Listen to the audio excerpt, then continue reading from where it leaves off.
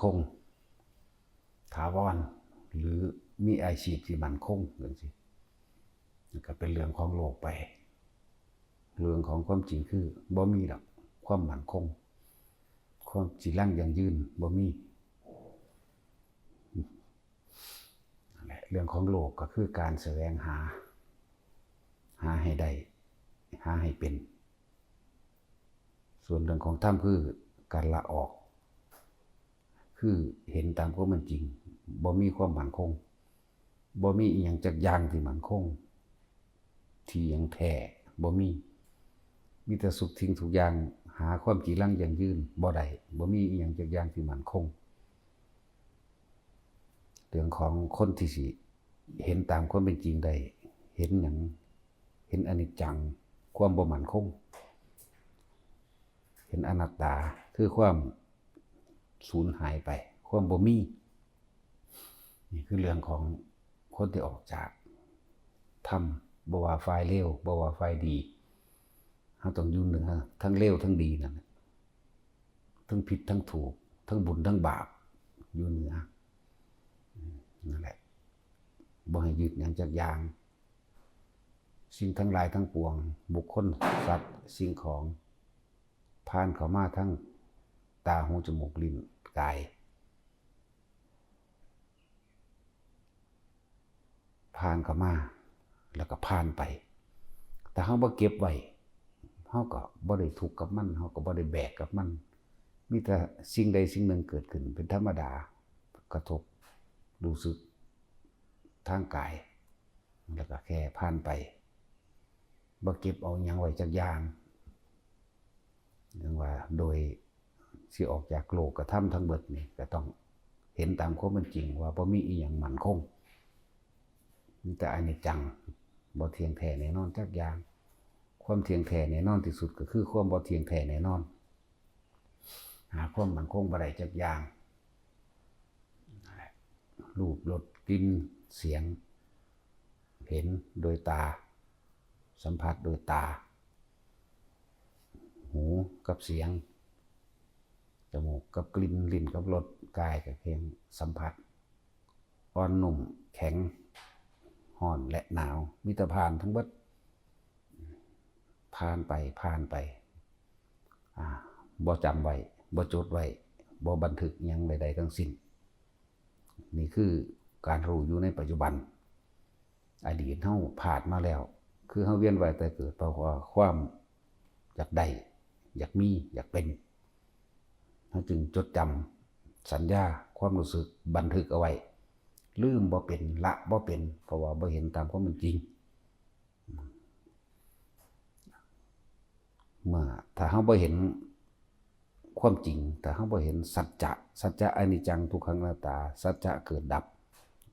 สัจจะสิ่งทั้งหลายทั้งปวงมีความเกิดเป็นธรรมดามีความแตกดับเป็นธรรมดาแต่คนบ่มีสัจจะอย่าคิดว่าเฮ็ดหยังสำเร็จแต่ว่าให้เข้าถึงความจริงให้เข้าถึงสิ่งเหล่านี้รูปรสกลิ่นเสียงตัวแล้วแต่เป็นอนิจจังเป็นอนัตตาทั้งหมดคนเกิดคนตายนั่นละรูปบ่เลยรสชาติใดๆทั้งสิ้นก็ช่างเพียงแค่ผ่านเข้ามาในกระทบในปัจจุบันแล้วก็ต้องปล่อยไปอย่าดึงเข้ามาในความอยากใดอะไรอยากเป็นลมหายใจเข้าก็บ่เข้าอยู่ตลอดลมหายใจออกก็บ่ออกอยู่ตลอดช่องว่างระหว่างกลางของลมหายใจนั่นแหละหายใจเข้าว่างนิดนึงแล้วก็หายใจออกช่องว่างระหว่างลมหายใจนั่นแหละคือความว่างหมดลมหายใจเข้าแล้วหายใจออกแล้วว่างอย่างยิ่งถ้าผู้ใดเข้าใจความอันนี้เข้าใจข้อความนี้ความหมายนี้หรือเข้าถึงความหมายนี้ลมหายใจเข้าแล้วก็ลมหายใจออกอยู่ระหว่างเครื่องกลางของลมหายใจเข้าออกถ้าผู้ใดเข้าใจข้อความนี้แล้วก็หมดลมหายใจเข้าและหมดลมหายใจออกว่างกายนี่ก็ว่างใจก็ว่างนั่นแหละฝึกเอามันอยู่ในระหว่างลมหายใจเข้าและหายใจออกนั่นแหละความว่างก็ดีความบ่มีอีหยังเลยแต่ว่าต้องเข้าใจคำว่าปัจจุบันปัจจุบันลมเข้าปัจจุบันลมออก ปัจจุบันเบิดลมเข้าปัจจุบันเบิดลมออกก็ว่างนั่นตัวเพราะว่าความคิดของเฮาบ่ไปตั้งอยู่บ่ไปคิดถึงบุคคลนั้นหลากหลายบุคคลสัตว์นั้นหลากหลายสัตว์สิ่งของนั้นต่างๆบ้านรถเลือกสวนไรหน้าต่างๆนั่นบุคคลสัตว์ต่างๆหมูหมากาไก่ปลาปูนกนั่นแหละบุคคลสัตว์สิ่งของถ้าเฮาบ่นำเข้ามาคิดแต่ว่าเฮาคิดถึงเฉพาะลมหายใจเข้ากับลมหายใจออกช่องว่างระหว่างลมหายใจเข้ากับลมหายใจออกถ้าหมดลมหายใจเข้าแล้วลมหายใจออกว่างนํกันเบิดเลยว่างจากรูปแล้วก็ว่างจากนามพร้อมรูปกายนี่ก็หายไปรูปลมหายใจ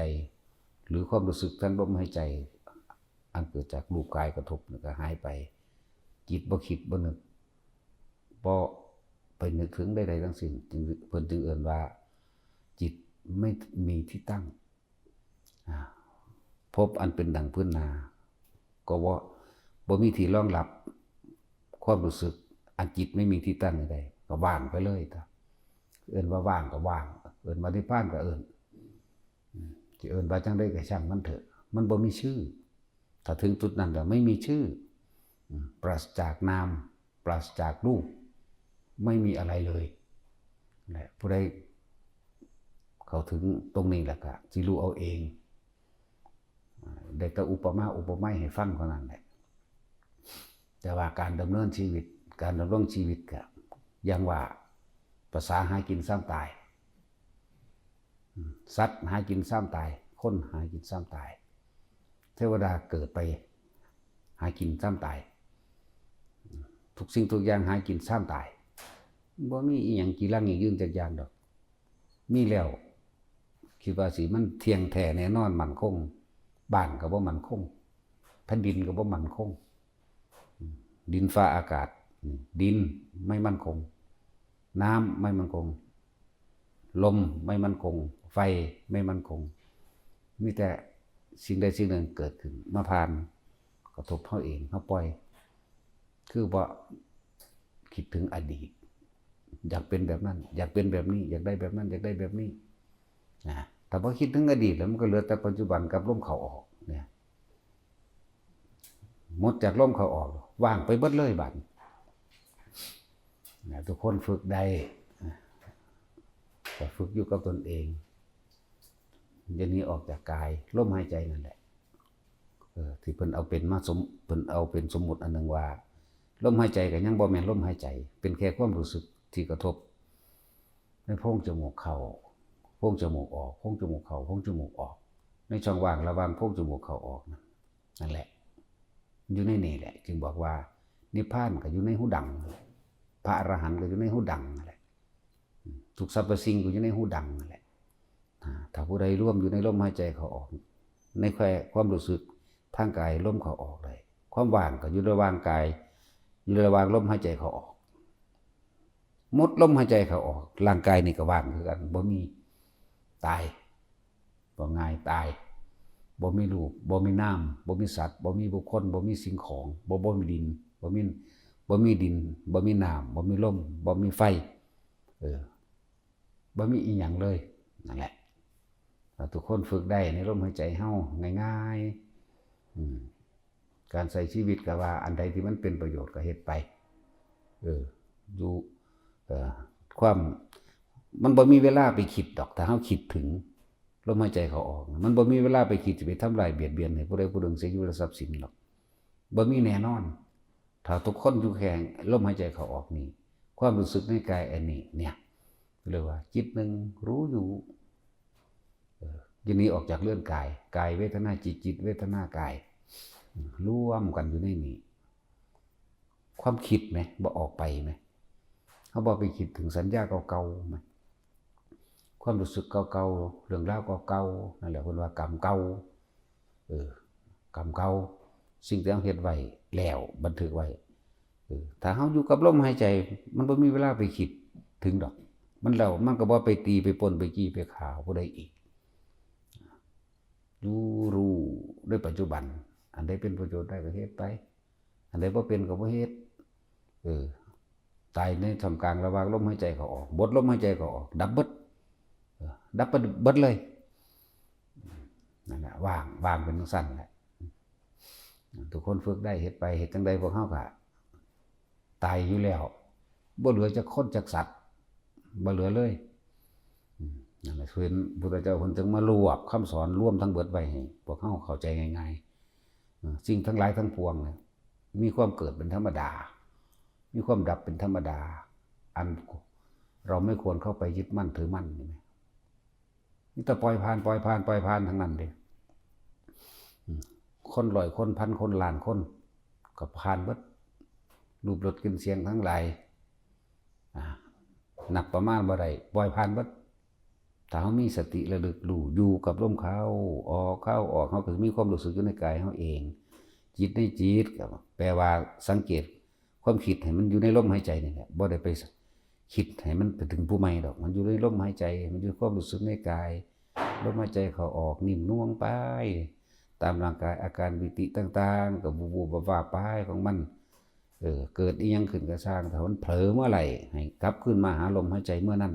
คือความคิดความรู้สึกเฮาเนี่ยนะกลับมาอยู่ในลมหายใจนั่นแหละกายเวทนาจิตเวทนากายก็อยู่นี่แหละก็ได้แล้วล่ะหลักธรรมอันสูงสุดก็อยู่จิตเท่านี้ความรู้สึกเว้ารวบรวมคำว่าจิตคำว่ามโนคำว่าวิญญาณคำว่าจิตคำว่าใจคำนี้ก็คือความรู้สึกอย่าหนีออกจากกายกับพ่ออย่าหนีออกจากลมหายใจนี่ก็เลยเอาจุดใดจุดหนึ่งมาตั้งไว้ให้พวกเขายึดเอาไว้ยึดลมหายใจเข้ากับออกรู้ความรู้สึกในกายอยู่แค่นี้แหละมันจะไปใส่นี่แหละเฮ็ดเอาต้นมันเฮ็ดเอาต้นเฮ็ดเอาท่านแต่ว่าบ่ต้องไปหวังโดยปลายทางเดี๋ยวปลายทางก็เป็นเองดอกเป็นบ่เป็นก็ช่างมันอีกพุ่นน่ะนั่นแหละเฮ็ดไปเรื่อยๆสุดท้ายทุกคนก็มีชีวิตเพียงแค่รอวันตายนึงเด้บ่ได้มีหยังล่ะเพราะว่า